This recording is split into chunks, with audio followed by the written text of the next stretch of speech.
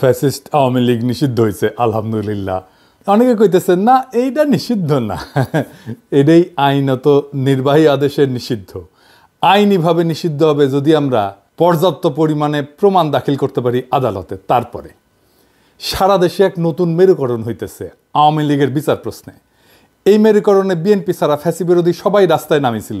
এই ঐক্যটাই আগামীর বাংলাদেশ। এই ঐক্যের শুরু মার্চ ফর গাজা থেকে। বিএনপি এখানে ছিল কিন্তু না থাকার মতোই, শেষ মুহূর্তে এসে ট্রেনে ওঠার মতো আর কি, লাস্ট মোমেন্টে এসে একটা বক্তৃতা মেরে গেছে। এই আওয়ামী লীগ নিষিদ্ধের আন্দোলনে বিএনপি নাই, ছিল না। বিএনপি আমাদের সাবেকে বলতেছে আমরা আহ্বান জানাইছি, ওনারা আসেন নাই। ফেয়ার এনাফ, ওনারা ওনাদের রাজনীতি ঠিক করে নিছে, ওনাদের জন্য আওয়ামী লীগ নিষিদ্ধ কোনো জরুরি বিষয় না।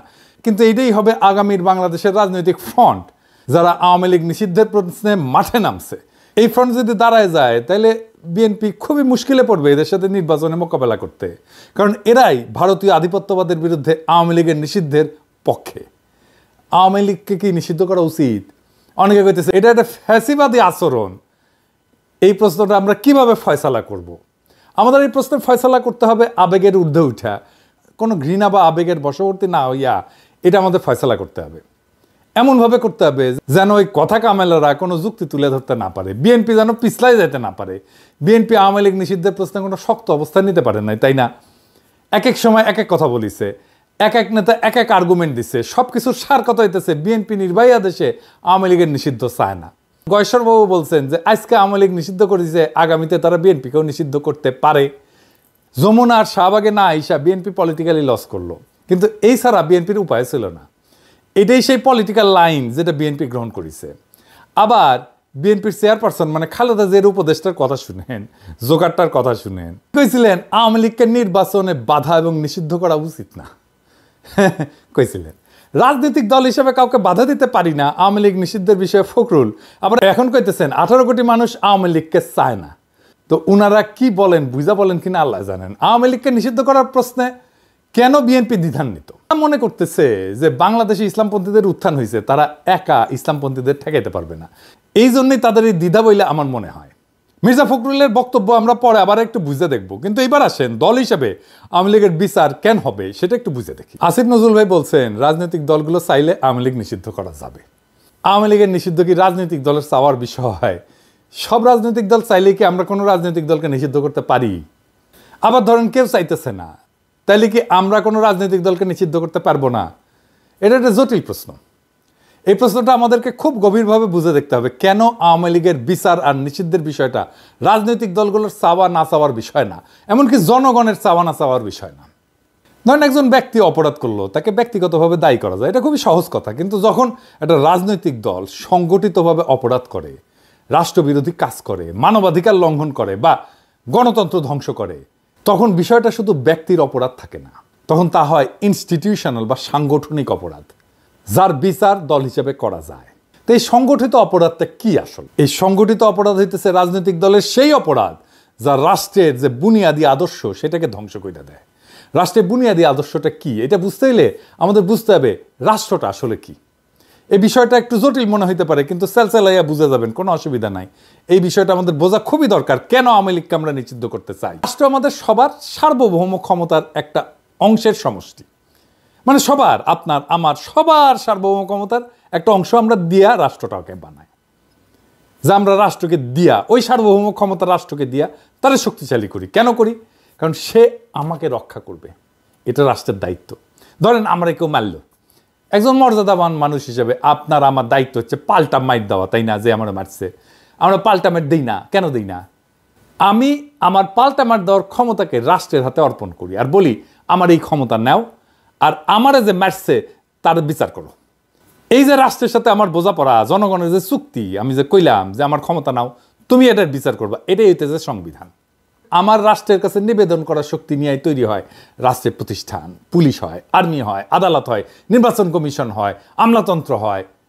তাহলে রাষ্ট্রের মৌলিক কাজ হতেছে নাগরিকের সুরক্ষা দেওয়া।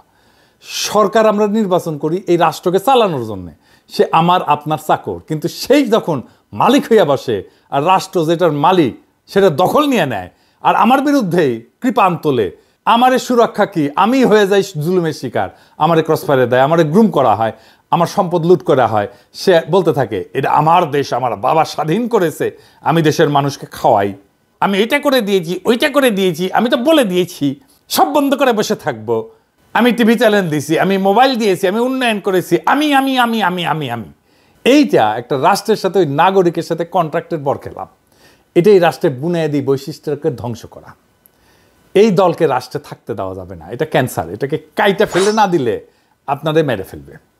সব দল যদি চায়, সব মানুষ যদি চায় না এই দল থাকুক, তাও এটারে থাকতে দেওয়া যাবে না। মির্জা ফখরুল বলেন যে জনগণ সিদ্ধান্ত নেবে আওয়ামী লীগ থাকবে নাকি থাকবে না। এটা একটা বুলশিট। এটাতে বোঝা যায় উনি রাজনীতি বিষয়টাই বুঝেন না, অথবা ইচ্ছা কইরা বিভ্রান্ত করতেছেন। আওয়ামী লীগকে নিষিদ্ধ করা জনগণের সিদ্ধান্ত নেওয়ার বিষয় না। এটা আগে আলাপ করছে। কেন আরেকবার আদর্শ বা রাজনীতি একটা গণতান্ত্রিক রাষ্ট্র সহ্য করতে পারবে কিনা, এই সিদ্ধান্তগুলো নির্ধারিত হয় মূলত আইনের শাখা বা জুরিসপ্রুডেন্স এবং রাজনৈতিক দর্শনের আলোকে। এগুলোর সাথে জনমতের কোনো সরাসরি সম্পর্ক নাই। এটা জনমতের বিষয়ই না, এটা একটা আইনি বিষয়, এটা একটা রাজনৈতিক দর্শনের বিষয়। জনমত দিয়ে তাইলে কি করা হয়? জনমত দিয়ে করা হয় রাষ্ট্র কেমন হবে, কি ধরনের ন্যায় বিচার ভিত্তিক কাঠামোর উপরে দাঁড়াবে, সেটাই জনমতের মূল ফয়সালা। এই জনমতের ভিত্তিতে রাষ্ট্রে যে একটা ইনসাফের কাঠামো গড়ে ওঠে, ইনস্টিটিউশন গড়ে ওঠে, আমরা যেটাকে ইনস্টিটিউশন বলি, সেইটাই আইন প্রয়োগের মাধ্যমে কার্যকর হয়। কখনো কখনো জনমত রাষ্ট্রীয় ফাউন্ডেশনের, এই বুনিয়াদী ফাউন্ডেশনের পরিপন্থী হতে পারে। সেই পরিস্থিতিতে জনমতে তোয়াক্কা করা যাবে না। রাষ্ট্রকে সিদ্ধান্ত নিতে হবে যে তার ন্যায় বিচারমূলক কাঠামো অনুযায়ী এইটা তার ফাউন্ডেশনের পরিপন্থী কিনা।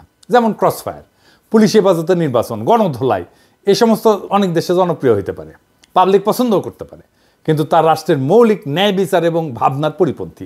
সুতরাং এইগুলা বিচার ব্যবস্থার দৃষ্টিতে খুন, টর্চার, অ্যাটেম্প টু মার্ডার, এইসব ফৌজদারি অপরাধ হিসাবে গণ্য হবে। এইখানে জনমতের দোহাই দিয়া অপরাধের অস্বীকারের কোনো সুযোগ নেই। এই একই যুক্তিতে কোনো রাজনৈতিক দলকে নিষিদ্ধ করা হবে কিনা সেটা নির্ধারিত হবে রাষ্ট্রের মৌলিক ন্যায় বিচার এবং রাজনৈতিক আদর্শের সাথে ওই দল সঙ্গতিপূর্ণ কিনা তার উপরে। জনমত বা অন্যান্য কোনো রাজনৈতিক দলগুলোর মতামত এখানে বিবেচ্য না। যদি আওয়ামী লীগ আদর্শিকভাবে ফ্যাসিস্ট হয় এবং সন্ত্রাসবাদ হয় তাদের রাজনৈতিক কৌশল, তাহলে বিএনপি বা অন্য দল তাদের টিকায় রাখার পক্ষে থাকলেও রাষ্ট্র তাদের নিষিদ্ধ করতে বাধ্য, কারণ এইটা রাষ্ট্রের ফাউন্ডেশনের বিরোধী, এটা রাষ্ট্রকেই ধ্বংস করে ফেলবে। আবার যদি আওয়ামী লীগ এইসব মানদণ্ডে না পড়ে, তাহলে বিএনপি, অন্য দল, জনগণ সবাই বিরোধিতা করলেও শুধু জনমতের ভিত্তিতে তাদের নিষিদ্ধ করা যাবে না। আওয়ামী লীগকে নিষিদ্ধ করাটা ফ্যাসিবাদ না, বরং ফ্যাসিবাদের দোহাই দিয়ে এই ইন্ডিয়ান মাফিয়া দুর্বৃত্তকে টিকায় রাখাটাই একটা ফাতরামি। এরকম ফাতরা বাংলাদেশে অনেক জন্ম নিয়েছে। কথা কামাল একটা সবচেয়ে বড় ফাতরা হয়েছে। ওরে রাজনীতি বুঝাই দিতে হবে। রাজনীতি কি? যদি কোনো দল গণতন্ত্র ধ্বংস করে, নির্বাচনকে নাটকে পরিণত করে, বিরোধী মত দমন করে, গুম খুনকে রাষ্ট্রীয় নীতি বানায়, তবে সেই দল রাষ্ট্রের বিরুদ্ধে অবস্থান নেয় এবং রাষ্ট্রকে ভেতর থেকে ধ্বংস করে। এই ক্ষেত্রে রাষ্ট্রের দায়িত্ব হইতেছে সেই দলকে নিষিদ্ধ কইরা রাষ্ট্রের নীতির এবং গণতন্ত্রের শুদ্ধতা রক্ষা করা। আওয়ামী লীগকে বিচার করার প্রশ্ন উঠলে দেখতে হবে তার রাষ্ট্রীয় গুমের মূল সংগঠক কিনা, তারা নির্বাচন ব্যবস্থাকে ধ্বংস করে ক্ষমতায় ছিল কিনা, তারা প্রশাসন এবং বিচার বিভাগকে দলীয়করণ করেছিল কিনা, তারা রাষ্ট্রের জনগণের সম্পত্তি এটা লুট করছে কিনা, পাচার করছে কিনা, তারা কি গণতন্ত্রের মৌলিক কাঠামো ভেঙে দিছে। এই প্রশ্নগুলোর উত্তর যদি হয় ইতিবাচক, হ্যাঁ, তবে শুধু ব্যক্তি না বরং দল হিসাবে তাদের বিচার হওয়াটা ন্যায্য। রাষ্ট্রের একটা নৈতিক আত্মা থাকে। জন রলস বলছিলেন, a just society is one in which institutions are fair. একটা ন্যায্য সমাজ সেটাই যেখানে প্রতিষ্ঠানগুলো ন্যায্য। যদি কোনো দল রাষ্ট্রীয় প্রতিষ্ঠানকে অন্যায্যভাবে ব্যবহার করে, তবে সেই দলের অস্তিত্বই রাষ্ট্রের ন্যায়বোধের পরিপন্থী। এই কারণে আওয়ামী লীগ একটা সংগঠিত অপরাধী শক্তিতে পরিণত হয়েছে, রাজনৈতিক দল এটার নাই। তাই এই সংগঠিত অপরাধী দলকে নিষিদ্ধ করা একটা ন্যায়পরায়ণ রাষ্ট্রের দায়িত্ব, দল না। রাষ্ট্র গুরুত্বপূর্ণ। রাষ্ট্র গণতন্ত্র রক্ষা করতে ব্যর্থ হইলে সেটা তার নিজের আত্মাকে হত্যা করে। আওয়ামী লীগ যদি বারবার প্রমাণ করে তারা গণতন্ত্র, মানবাধিকার, আইনের শাসনকে ধ্বংস করেছে, তবে সেই দলের প্রতি সহনশীলতা নয় বরং আইনি এবং নৈতিক বিচারে নিষিদ্ধ করাই হবে প্রকৃত প্রগতিশীলতা। দেখেন, মুজিবের আমলে এইটা স্বৈরশাসন আনছে না, আবার হাসিনার আমলে ফ্যাসিবাদ। একই দল তো, তাই না? একই দল তো বাকশাল করছে, একই দল হাসিনা করছে, একই দল হাসিনা ফ্যাসিবাদ করছে। এইখানে শাহবাগ, যেহেতু শাহবাগে আন্দোলনটা হয়েছে একটা অংশ, প্রথমে শুরু হয়েছিল যমুনা, পরে তারপর ওখান থেকে শাহবাগে আসছে। এখানে শাহবাগ নামটা বিএনপি নিয়ে আসছে 2013 সালে জামাত বিরোধী আন্দোলনের আইকন হিসাবে। যে আন্দোলন ফ্যাসিবাদ কায়েম করছিল, বিএনপি কইতেছে শাহবাগে সবাই গেছিল, ছাত্রদল যায় নাই। হা, এটা 6 ফেব্রুয়ারির সংবাদ, মানে শাহবাগ শুরু হওয়ার পর দিন। আর 12 ফেব্রুয়ারিতে বিএনপি শাহবাগকে স্বাগত জানাইছে। হ্যাঁ, ওইটা আর কয় না। হ্যাঁ, বুঝছাও। এইবার বিএনপির লোকেরা বলেন তো, আপনার দল কেন স্বাগত জানাইছিল? বিএনপির অনেকে, আমিও সিপিবির কর্মী হিসেবে শাহবাগে গেছিলাম, আমি সাক্ষী, বিএনপির লোকেরা গেছিল।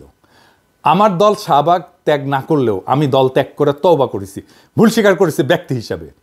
বিএনপির লোকেরা আমার শাহবাগের টাইমে স্ক্রিনশট আর আগের ভিডিও নিয়ে লাদায় দেখায় আর কি, যে দেখো দেখো দেখো কি কইছিল কি কইছিল কি কইছিল, এই নিয়ে আলাপ করবো আজকে। কিন্তু আপনার দল বিএনপি যে শাহবাগের স্বাগত জানিয়েছিল, তার জন্য তওবা করেছিলেন, করেন নাই। হ্যাঁ, বেশি ফাতরামো করেন না। হ্যাঁ, বেশি ফাতরামো করেন না, আপনারাই ধরা খাইবেন। শাহবাগ আওয়ামী নিষিদ্ধের আন্দোলনের জায়গা হইয়া তার ঐতিহাসিক পাপ মোচন করেছে।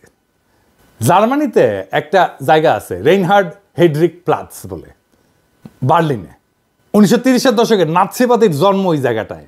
হিটলারের জার্মানির প্রতীক স্থান ছিল এটা। আর 60-70-এর দশকে এইখানেই ছাত্র জনতা নাৎসি অতীতের বিরুদ্ধে এবং সমাজতান্ত্রিক অধিকারের দাবিতে আন্দোলন করে।